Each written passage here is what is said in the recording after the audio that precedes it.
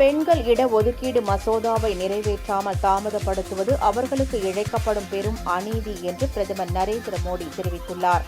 வரும் 16ஆம் தேதி நாடாளுமன்ற சிறப்பு கூட்டத்தொடரில் மக்களவை, சட்டப்பேரவைகளில் பெண்களுக்கு 1/3 இடஒதுக்கீடு வழங்கும் பெண்கள் இடஒதுக்கீடு மசோதா 2023 தொடர்பாக விவாதம் நடத்தி நிறைவேற்ற மத்திய அரசு திட்டமிட்டுள்ளது.